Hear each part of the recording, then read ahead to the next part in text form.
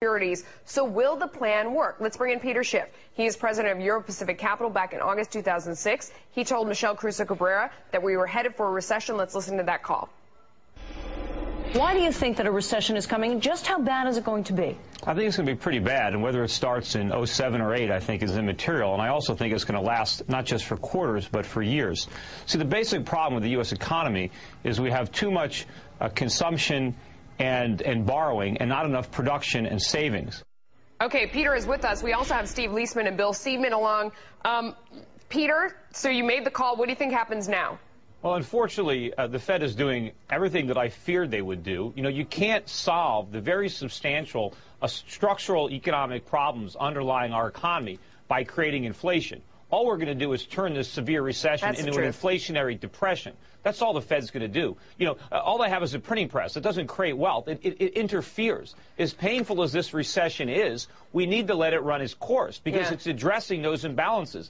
The Fed is preventing that from happening. You know, look, we're getting a taste of what's to come in the foreign exchange market. Look at what's happened to the dollar in the last 2 days. Bill, I too am terrified of inflation at this point. I mean, it's not here now. It's coming at some point. What do you think?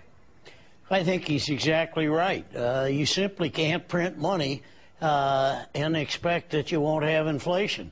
They're printing money and more every day. So we're going to feel better while that money is helping us out. It's like a shot of dope. Boy, when it wears out, then you really have the problem. That's the last thing we need is a shot of dope. Also, printing money is inflation. We have inflation right now. The result of inflation is that prices rise, and they're going to go through the roof. You know, what the Fed might do is succeed in stopping the fall in asset prices, but only in a nominal sense. In real terms, what the Fed is doing is going to destroy the real value of our assets even more. Because even though stock prices might not fall, the cost of living is going to go through the roof. So, Steve Leisman, okay, I essentially agree with Peter's position to some degree. What is the Fed response to sacrificing the dollar and risking a big rise of inflation? What's their response? The Fed's response is the other side of this coin that nobody brings up, which is deflation.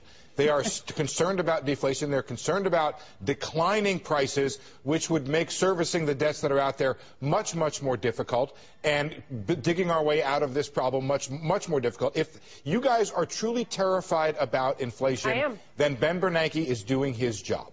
No, he's not doing his job, Steve. We need falling prices. That's part of the cure for this. Asset prices were too high. They have to come down. And meanwhile, if you look at the CPI number that came out yesterday... Asset prices and consumer prices, Peter, are different things. I know, but consumer prices...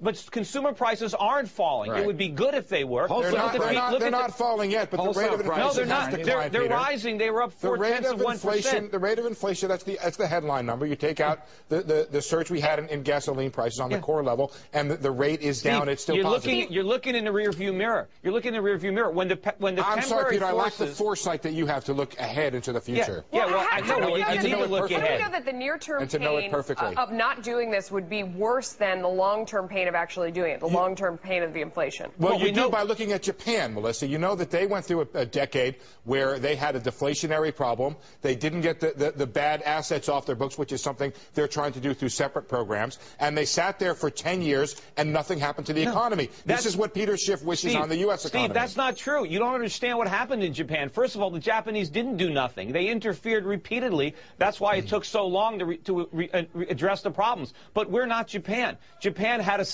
high savings rate. They had a good industry. They had huge trade surpluses. We're broke. Our economy is a mess. We are not going to have the experience of Japan. We're going to have something much worse. You know, can we get Bill back? Yeah, Bill Seidman, you're nodding your head, and you've indicated that you agree essentially about the dollar decline and the inflation threat. Now, the Fed's intent, Bill, is to go after the mortgage problem by getting those Treasury rates down and pulling the mortgage rates down. The other side of the coin is the money creation that Peter Schiff refers to. So, Bill, what should they have done instead? What would you have recommended instead? Well, first let me say that I spent a lot of time in Japan during their problems. And as been pointed out, they are a very different country than we are. They had huge savings, and therefore I wouldn't use Japan as an example. Now, what can they do? The Fed, everything depends on Bernanke's promise then when the time comes, he'll absorb all these new funds that he's got. He'll pull them back into the Treasury at the perfect moment.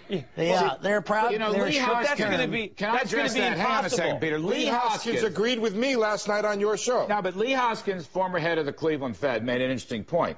Put the treasuries aside. The fact that the Fed is going to buy so many mortgage-backed securities and other asset-backed securities adds politics into it. The minute the Fed goes the other way and extinguishes those purchases, then you risk losing support for these key political areas, especially housing. So what Hoskins is saying, Bill Seidman, is politics, the Fed that can't create an exit strategy because they're not using ordinary plain vanilla treasuries. And the problem therefore, the inflation threat that Schiff is talking about is going to be continuous. And you know what, Larry? The problem is we're not going to be able to raise rates sufficiently because we're going to have a bigger bubble by then. But what happens right now, what Bernanke has just issued is a giant sell signal to the rest of the world to sell their treasuries to the Fed. Because when the Fed prints money to buy treasuries, they make treasuries less valuable because they destroy the value of the dollars that the treasuries promised to pay. Why so is there's it going to be a nobody, stampede. Why is it that nobody But you're going to do that anyway, Peter, by issuing a lot of the treasuries prior to begin with. administration. All right. Neither the Bush administration nor apparently the Obama administration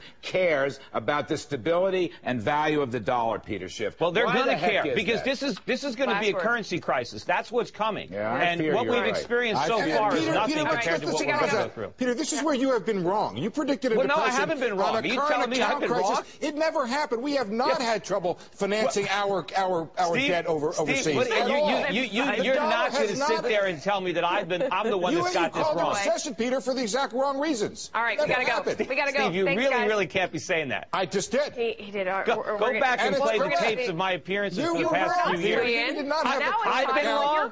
I've been wrong. crisis. What are you kidding me? You were on for the wrong reason. No, Steve, you are Will the still Fed's so clueless. $1.2 trillion. We got that through. You want to scroll up? We got Gamble, pay off. Go to CNBC.